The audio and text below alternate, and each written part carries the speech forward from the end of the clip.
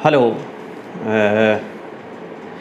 नमस्कार हमारे प्रिय दर्शकों, आज हम आपको म्यूचुअल फ़ंड के बारे में प्रारंभिक जानकारी से अवगत कराना चाहते हैं।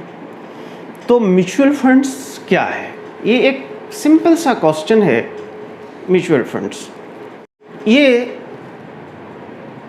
म्यूचुअल फंड्स आप जानते हैं कि हमारे देश में हज़ारों कंपनियां हैं, हज़ारों इंस्टीट्यूट्स हैं, कंपनियां हैं।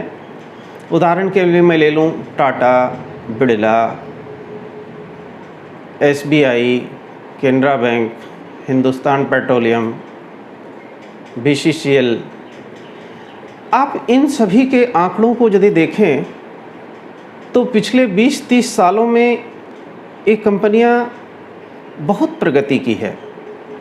इतना प्रगति कि आपको लगेगा कि अगर ये कंपनी हमारी होती तो ये प्रगति का एक हिस्सा हमको भी मिल जाता। लेकिन आपके पास उतने कैपिटल नहीं है, अरबों अरब के कैपिटल्स नहीं हैं कि आप ये कंपनी लगा सकते हैं।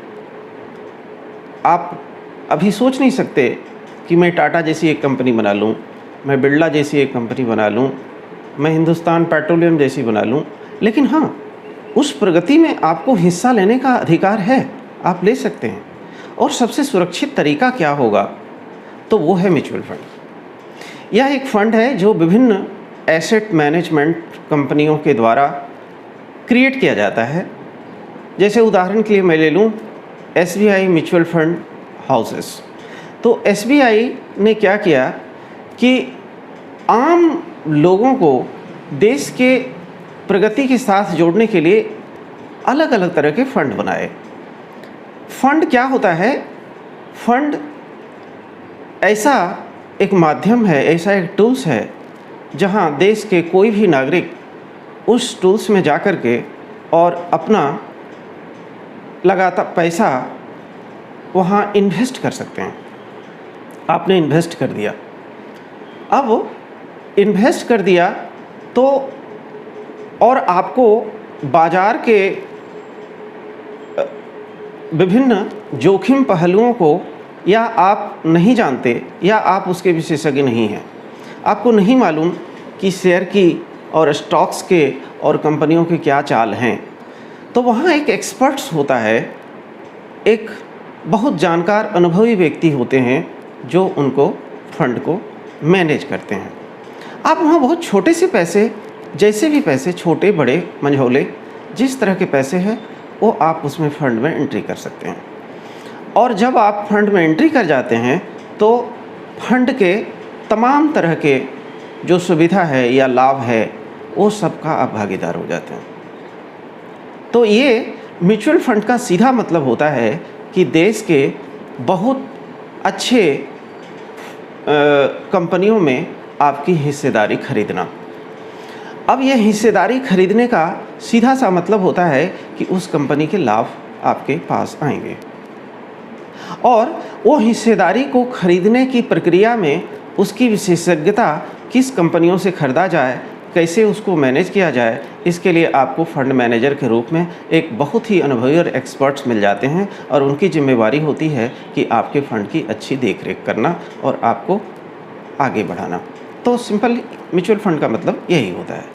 ये इस तरह से हमारे देश में करीब करीब 40 से 50 एसेट मैनेजमेंट कंपनी है और ये सभी लोग यही काम करते हैं और इस पर एक रेगुलेटर सेबी और का बहुत बड़ा कंट्रोलिंग होता है, जो लोग वो देखते रहते हैं कि सभी एसेट मैनेजमेंट कंपनियां सही रूप से आगे काम कर रही है, कहीं नियमों की अनदेखी तो नहीं हो रही है। तो आप बहुत ही सुरक्षित हाथों में आपका पैसा रहता है और आपका उसी तरह से बढ़ता रहता है।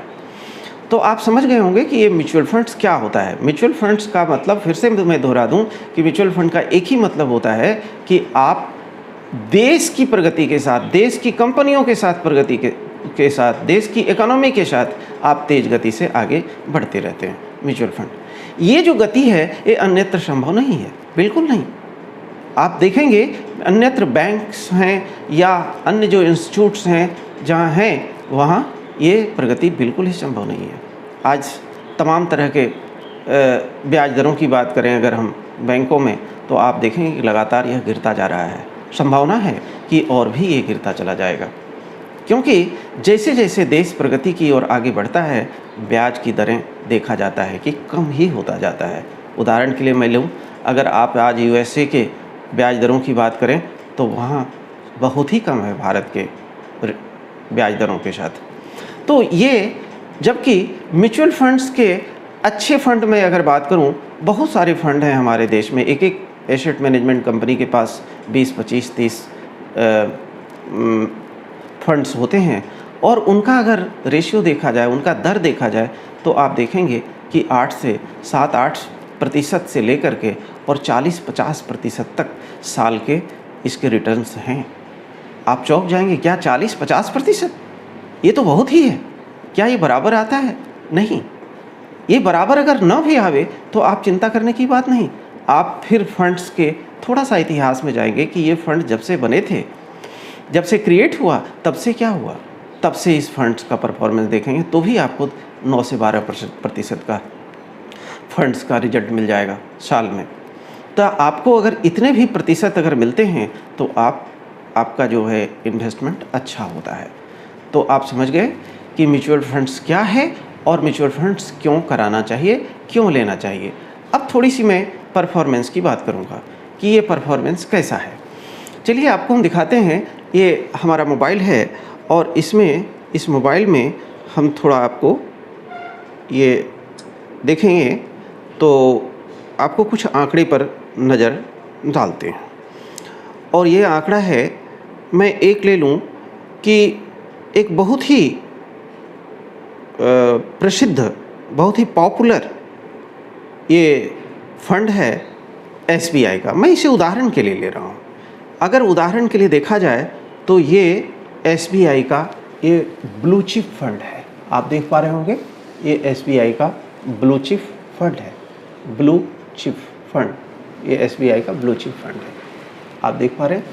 अब ये ब्लू चिप फंड की बात मैं करूं तो मैं पढ़ देता हूं देख करके। और ये फंड अगर देखा जाए तो इसकी एनएवी आज 31 रुपये, आज दिनांक 5/6/2021 में 31 रुपये 16 पैसे है। और इसका ग्राफ अगर आप देखें तो इस तरह से इसका ग्राफ बढ़ता ही जा रहा है। अगर पिछले एक साल के मैं इसके रिटर्न को देखूं तो पिछले एक साल में इस फंड ने अपने सभी लोगों को 50.77% का रिटर्न दिया है। हाँ दोस्तों, 50%। यानी उदाहरण के लिए देखें कि आप अगर 1 लाख रुपए अगर एक साल पहले आपने इस फंड में निवेश किया होता तो आज आपके फंड का वैल्यू 1,50,770 रुपये होता। क्या संभव है कि कहीं और बैंक, जो हमारे आपके पास साधन हैं, बैंक्स हैं, पीएफ हैं, इंश्योरेंस के स्कीम्स हैं और जगह हैं, क्या 50% हो सकता था क्या? चलिए आगे देखते हैं।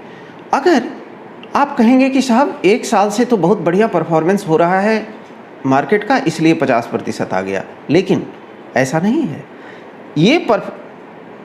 जब से ये फंड बना है तब से इस फंड का जो एवरेज रिटर्न है वो 11.33% है। 11% से ज़्यादा है। दोस्तों, क्या आपको 11% से ज़्यादा का रिटर्न साल में अगर मिलता हो तो आपको वहाँ निवेशित होना चाहिए या नहीं होना चाहिए? बिल्कुल ही होना चाहिए, बिल्कुल ही होना चाहिए। तो ये होता है परफॉर्मेंस। कमोबेश अगर मैं कहेंगे एक का लिया नहीं, मैं और कुछ का ले लेता हूँ। अगर आप एसबीआई मैग्नम इक्विटी फंड की बात करूँ मैं, तो इसका भी रिटर्न 14.34% है। इसका भी परफॉर्मेंस इसी। अगर मैं लार्ज कैप फंड की बात कर लूँ, लार्ज कैप फंड काफ़ी सुरक्षित माना जाता है। अगर मैं उसके परफॉर्मेंस की बात कर लूँ तो ये लार्ज कैप फंड भी एक साल में 55.78% का रिटर्न दिया है। लार्ज कैप का मतलब होता है भारत की बड़ी कंपनियों में, मंझौले नहीं, छोटे नहीं, बड़े बड़ी कंपनियों में इन पैसों को इन्वेस्ट किया जाता है। और अगर मैं जब से ये फंड बना तब से रिटर्न की मैं बात करूं तो 14.32% का रिटर्न है। आप और हम क्या करते हैं, हम सामान्य तौर पे इन बातों पे गौर नहीं करते, और लेकिन मुझे करना चाहिए। दोस्तों, अगर 1% का भी अगर अंतर होता है साल में, तो वह अंतर पिछले 10 साल 15 साल में वो अंतर बहुत बड़ा हो जाता है, लाखों के अंतर हो जाते हैं। 1% का अंतर, ये तो बहुत बड़ा अंतर है। मैं एवरेज अगर औसतम मान के चलूँ कि आज बैंक्स में हमारे पैसे का रिटर्न 5 से 6% आते हैं, 7% भी आते हैं, तो भी ये बिल्कुल दोगुने का अंतर का बात है, 2 गुना ये फंड्स आपको अच्छी कमाई दे सकते हैं। अब हम थोड़ी सी बात करें आपको कि ये फंड्स किस तरह के होते हैं, म्यूचुअल फंड्स। तो मुख्य रूप से इसको 2 भागों में बांटा जा सकता है। एक को हम क्लोज एंडेड फंड बोलते हैं। क्लोज एंडेड फंड का मतलब होता है कि वह फंड जो कुछ दिन के लिए बाज़ार में ओपन रहता है और फिर वो बंद हो जाता है। मान लीजिए एक क्लोज एंडेड फंड आया मार्केट में जिसमें आप पैसे लगाना चाहते हैं, तो उसकी अवधि निश्चित होती है।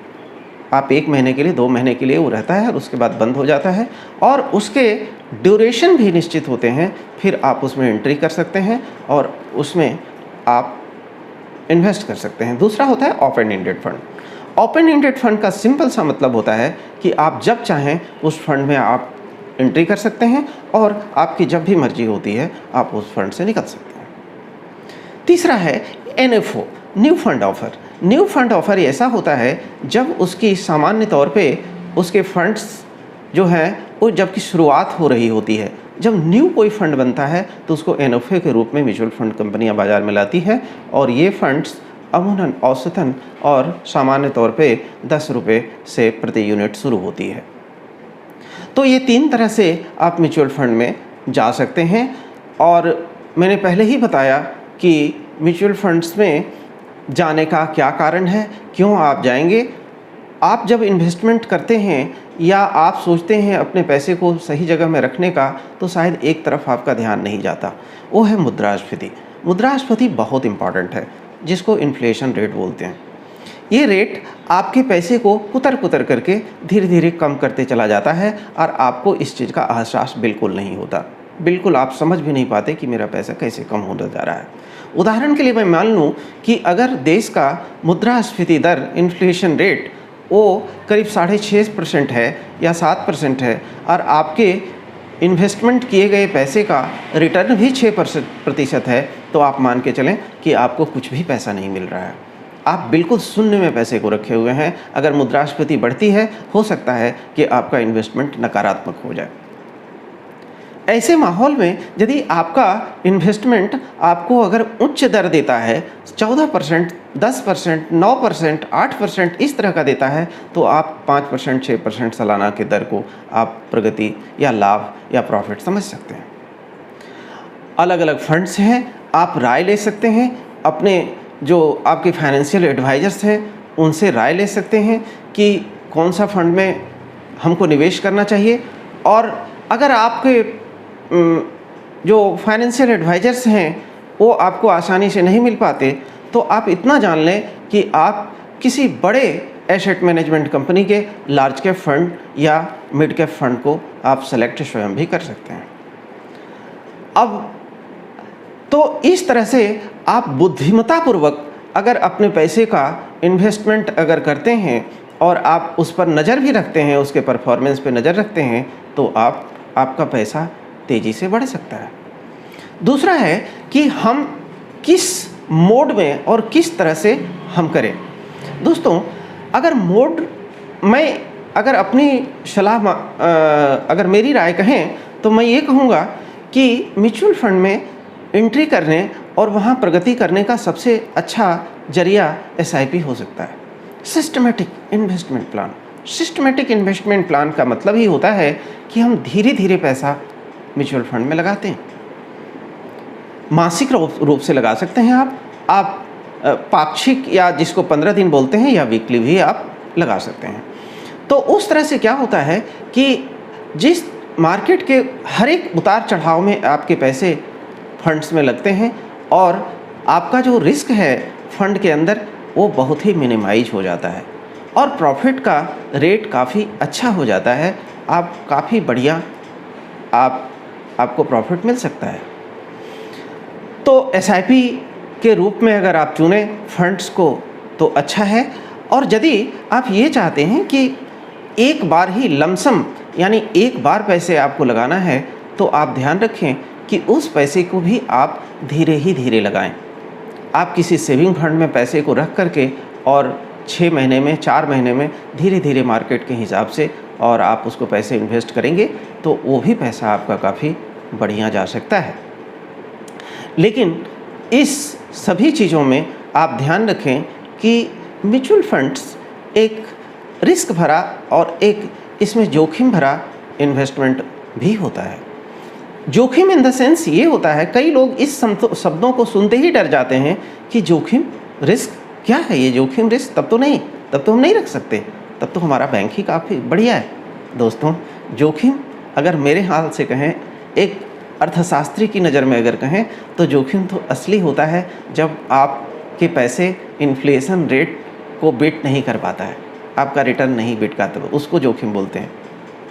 और जोखिम इसको नहीं बोलते हैं, मैं अगर कहूँ तो जोखिम केवल रिटर्न का होता है। फिर भी आप अपनी समझदारी को देख लें और डिस्क्लेमर के रूप में बोल दें, ये हमारा पर्सनल ओपिनियन है, ये हमारी राय है। इस राय से यह ज़रूरी नहीं कि हमारे श्रोताओं की राय मिले। आप अपनी समझ-बूझ और होशियारी से एक अच्छे मार्गदर्शक, एक अच्छे फाइनेंशियल एडवाइज़र से सलाह की ले करके और फिर लें। लेकिन आप जो देश के प्रगतिशील फंड्स हैं और देश की जो प्रगति है जिसमें हिस्सा आपका होना चाहिए, जिस अधिकार है आपका, आप विभिन्न अधिकारों के लिए हम लोग आपस में चर्चा करते या लड़ते हैं, उसमें ये क्या आप कभी नहीं सोचा, आपने कभी नहीं सोचा कि उन अधिकारों में जो देश की आर्थिक प्रगति हो रहा है उसमें भी आपका अधिकार होना चाहिए? आपका ध्यान गया ही नहीं, लगा कि ये अधिकार मेरा नहीं है।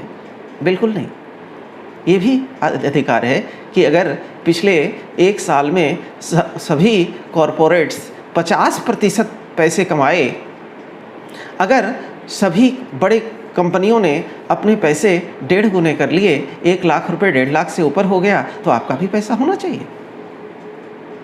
तो आप सोचें, विचारें और निर्णय लें। और मुझसे अगर कोई पर्सनल बात करना चाहें इस संबंध में तो डिस्क्रिप्शन में हमारा नंबर दिया हुआ है, आप हमसे बात कर सकते हैं, चर्चा कर सकते हैं। धन्यवाद।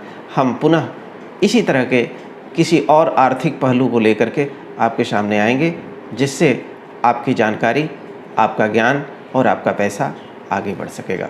आज के लिए यहीं